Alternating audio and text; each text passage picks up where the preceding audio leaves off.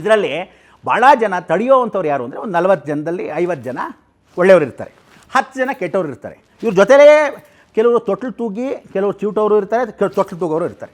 ಅದರಲ್ಲಿ ಕೆಲವರು ಎಂಗ್ಲಿಷ್ ಕಾಸಿಗೆ ಆಸೆ ಪಡೋರು ಇರ್ತಾರೆ. ಓ ಭಿಕ್ಷೆಗೆ ನಮಗೆ ದುಡ್ಡು ಸಿಗತ್ತೆ, ಇವತ್ತು ರಾತ್ರಿ ಇವನ ಜೊತೆ ಇರ್ತಾರೆ, ಬೆಳಗ್ಗೆ ಅವನ ಜೊತೆ ಇರ್ತಾರೆ. ಆ ಕಡೆ ಅವ್ವನೂ ಹೂ ಅಂತಾರೆ, ಈ ಕಡೆ ಬೂವನೂ ಹೂ ಅಂತಾರೆ. 6 ಕೊಟ್ಟರೆ ಅತ್ತೆ, 3 ಕೊಟ್ಟರೆ ಸೊಸೆ. ಇಂಥದ್ದಿರೋರು ಭಾಳ ಜನ ಕರ್ನಾಟಕದಲ್ಲಿ ನಮ್ಮಲ್ಲಿರ್ತಕ್ಕಂಥ ರಾಜಕೀಯದವ್ರು ಭಾಳ ಜನ ಇದ್ದಾರೆ. ಅದರಲ್ಲಿ ಏನಾಗಿದೆ, ನಮ್ಮ ಸಿದ್ದರಾಮಯ್ಯನಿಗೆ ಭಾಳ ಜನ ಹಿತ್ತಾಳೆ ಕಿವಿ. Siddaramaiah was a great administrator. ಸಿದ್ದರಾಮಯ್ಯನ ಮೆಚ್ಕೋಬೇಕು. ಯಾಕೆಂದರೆ ಒಳ್ಳೆ ಅಡ್ಮಿನಿಸ್ಟ್ರೇಟ್ರು, ಲಂಚ ಗಿಂಚ ತೊಗೊಳ್ತಿರಲಿಲ್ಲ, ಒಳ್ಳೆ ಅಡ್ವೊಕೇಟು ಎಲ್ಲ ಇತ್ತು.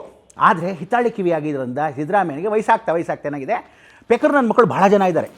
ಆ ದರಿದ್ರ ಮಿನಿಸ್ಟ್ರುಗಳೆಲ್ಲ ಏನಾಗಿದೆ, ಯಾವಾಗ ದುಡ್ಡು ಮಾಡ್ತೀವಿ ಅಂತ ಗೊತ್ತಿಲ್ಲದೆ ಕಾಂಗ್ರೆಸ್ ಅನ್ಎಕ್ಸ್ಪೆಕ್ಟೆಡಾಗಿ ಯಾವಾಗ ಬಂದುಬಿಡ್ತೋ, ಇನ್ನೇನು ತಿರುಗಿ ಯಾವಾಗ ಹೋಗೋದು ಗ್ಯಾರಂಟಿ. ಅದಕ್ಕೆ ಅವತ್ತು ನಾನು ಹಾಸನ ಮೇಲೆ ಏನು ಹೇಳಿದೆ, ಇನ್ನು ಜಲಮದಲ್ಲಿ ಕಾಂಗ್ರೆಸ್ಸು ಶತಾಯಗತಾಯ, ಇನ್ನು 10 ವರ್ಷ ಆದಮೇಲೆ in case D K Shivakumar ಕೊಡದೇ ಇದ್ದರೆ, ಅದು ಹೇಳ್ಬಿಡ್ತೀನಿ ಕೇಳೋ, ಡಿ ಕೆ ಶಿವಕುಮಾರ್ನ ಇವ್ರು ಯಾರು ಮುಖ್ಯಮಂತ್ರಿ ಕೊಡದೇ ಇದ್ದ ಪಕ್ಷದಲ್ಲಿ ಕಾಂಗ್ರೆಸ್ ಛಿದ್ರ ಆಗೋದು ಶತಸಿದ್ಧ, ಶಿವನ ಮೇಲೆ ಆಣೆ ಸತ್ಯ. ಅದು ಹೆಂಗೆ ಹೊರಟಾಗತ್ತೆ ಅಂದ್ಕೋ, ಎಲ್ಲರೂ ಇನ್ನು ಜಲಮದಲ್ಲಿ ಕಾಂಗ್ರೆಸ್ ಇತ್ತಾ, ಕಾಂಗ್ರೆಸ್ ಅನ್ನೋ ಪಕ್ಷ ಇತ್ತಾ ಅಂತ ಹೊರಟಾಗತ್ತೆ.